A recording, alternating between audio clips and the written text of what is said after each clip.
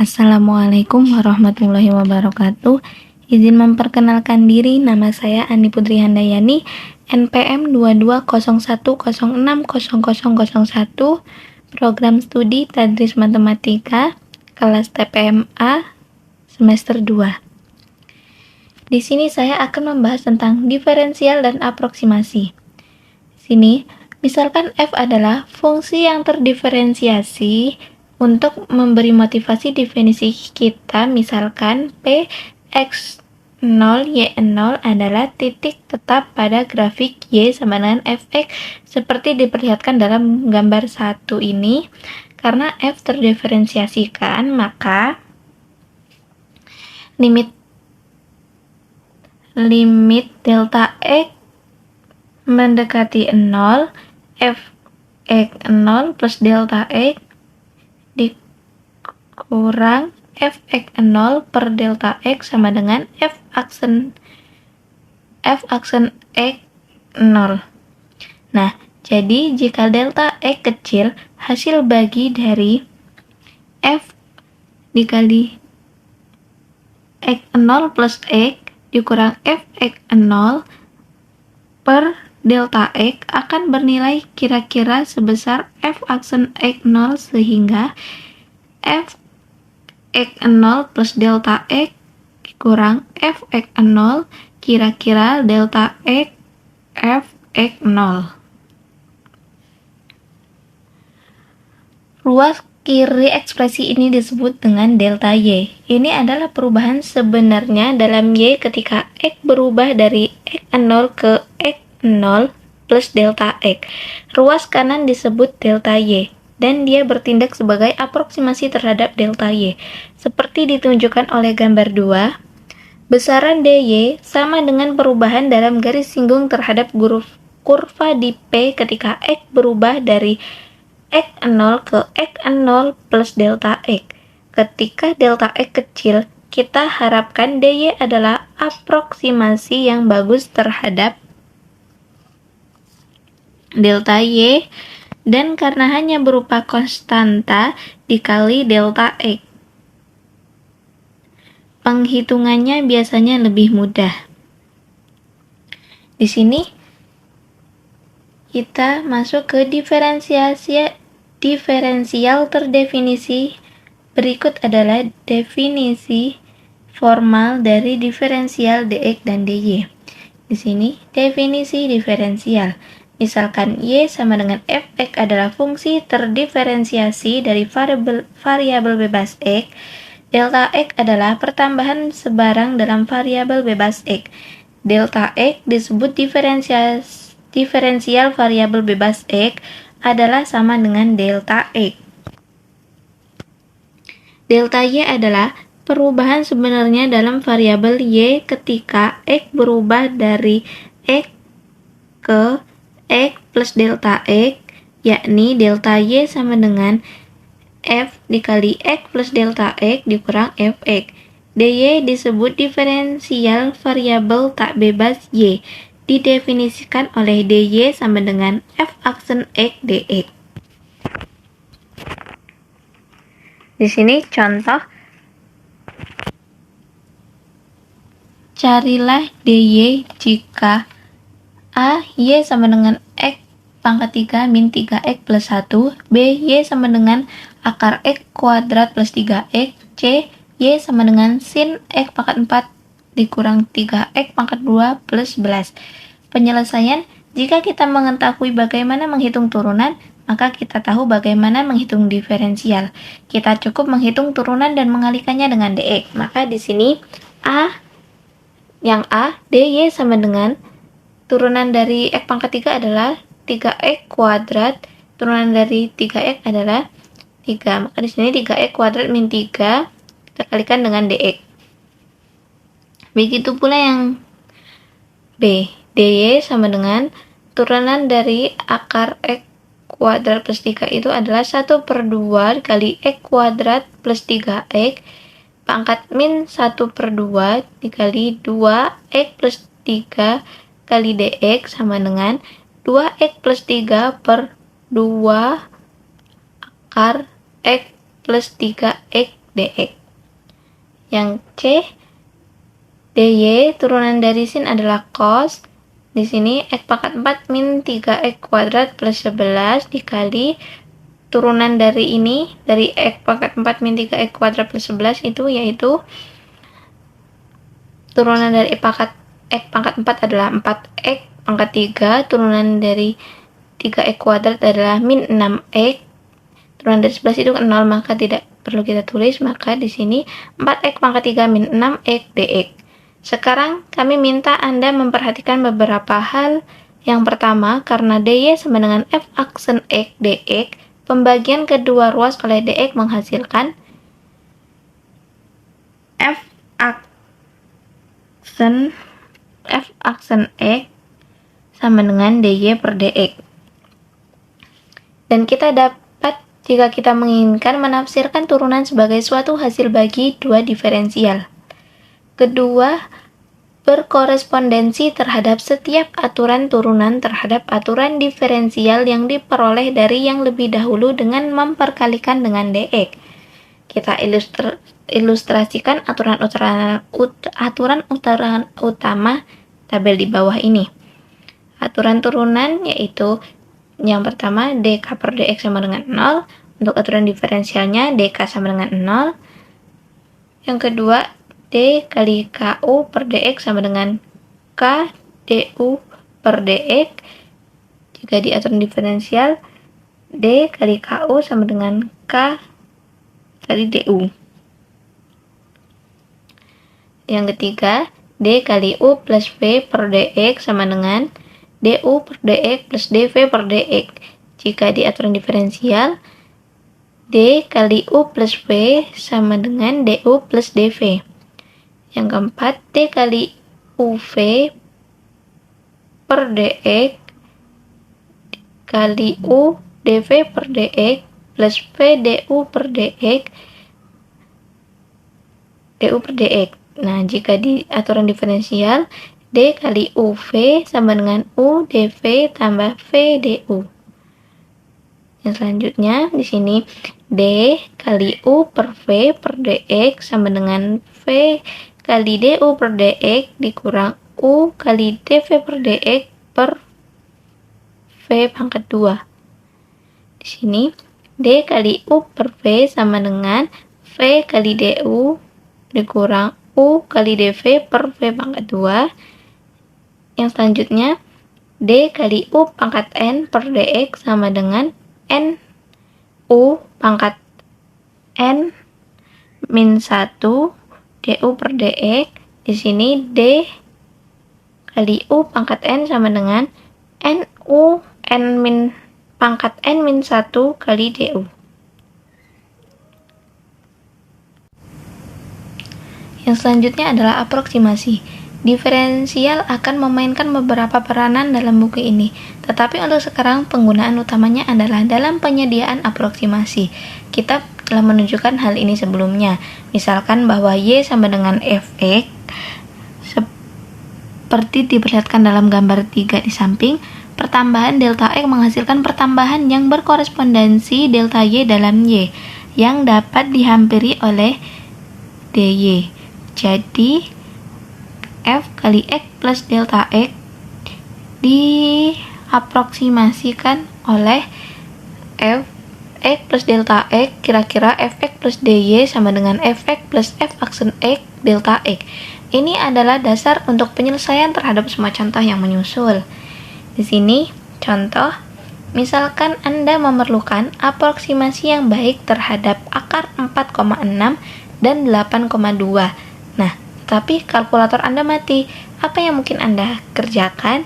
Di sini kita selesaikan menggunakan cara aproksimasi. Penyelesaian. Tinjau grafik Y sama dengan akar X yang disketsakan dalam gambar 4 ini. Ketika X berubah dari 4 ke 4,6, maka akar X berubah dari akar 4 sama dengan 2 ke akar 4 plus dy. Sekarang di sini kita tuliskan dy sama dengan 1/2 x pangkat min 1/2 dx sama dengan 1/2 akar x dx. yang di X sama dengan 4 dan DX sama dengan 0,6. Nah, mengapa di sini X-nya 4? Karena kan kita mengakarkan. Nah, akar bilangan yang hasilnya bilangan bulat itu kan akar dari 1, akar dari 4, akar dari 9, akar dari 16 dan bilangan berpangkat lainnya. Nah, karena di antara bilangan-bilangan kuadrat tadi bilangan yang paling dekat dengan 4,6 adalah 4, maka di sini kita pilih 4. Jadi X-nya itu 4. Nah, kenapa di sini DX-nya 0,6? Karena awalnya yang mau kita hitung kan 4,6. Nah, dan X-nya itu 4. Jadi, untuk delta X-nya itu 4,6 dikurang 4, maka sama dengan 0,6. Nah, jadi di sini DY sama dengan 1/2 akar 4 karena X-nya 4 dikali 0,6 sama dengan 0,6/4 maka sama dengan 0,15. Jadi akar 4,6 kira-kira 4 plus DY sama dengan akar dari 4 kan 2 terus ditambah DY-nya yaitu 0,15 maka hasilnya sama dengan 2,15. Demikian pula di X sama dengan 9 dan DX sama dengan 0,8. Nah, tadi kan di sini akar dari yang ditanyakan kan akar dari 8,2. Nah, dari bilangan-bilangan kuadrat tadi kita pilih yang paling dekat dengan 8,2 yaitu 9. Maka di sini X-nya kita tuliskan 9 dan DX-nya min 0,8. Kenapa min 0,8? Karena kan 8,2 dikurang dengan 9 itu hasilnya min 0,8. Jadi di sini DY sama dengan 1/2 akar 9 dikali min 0,8 sama dengan min 0,8/6 itu hasilnya kira-kira min 0,133. Karena itu di sini akar 8,2 kira-kira akar 9 ditambah DY, akar dari 9 itu kan kira-kira 3, habis itu dikurang DY-nya negatif 0,133, maka hasilnya 2,867. Perhatikan bahwa DX dan DY dua-duanya negatif dalam kasus ini. Nilai-nilai aproksimasi 2,15 dan 2,867 boleh dibandingkan terhadap nilai-nilai sejati sampai 4 posisi desimal, yaitu 2,1448 dan 2,8636. Yang selanjutnya yaitu estimasi galat. Berikut ini adalah masalah yang sering muncul dalam sains. Seorang peneliti mengukur variabel X tertentu yang bernilai X0 dengan galat atau error yang mungkin berukuran kurang lebih delta X. Nilai X0 kemudian digunakan untuk menghitung nilai Y0 untuk Y yang tergantung pada X.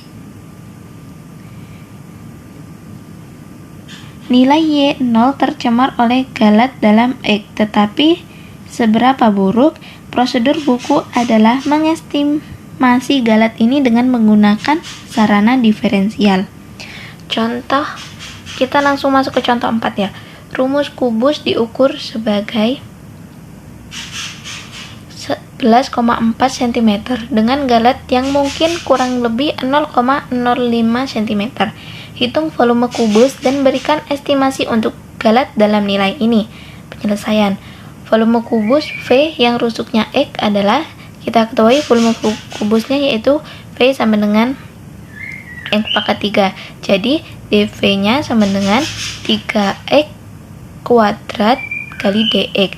Jika X-nya 11,4 dan dx-nya 0,05, maka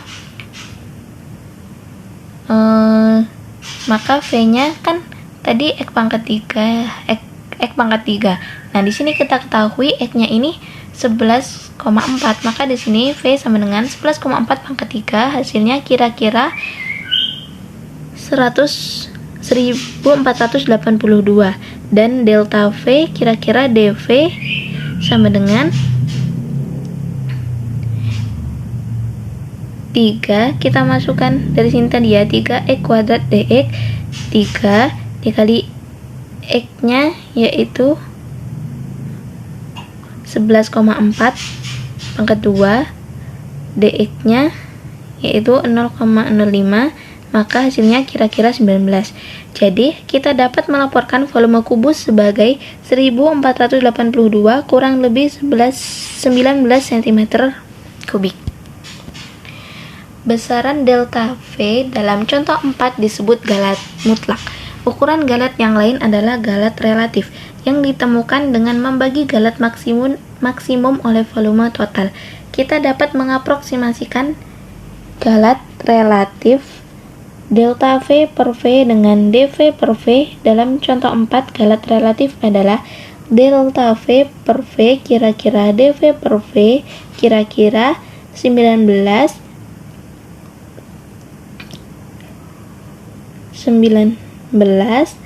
per 1482, maka hasilnya kira-kira 0,0128. Galat relatif seringkali diekspresikan dalam bentuk persen.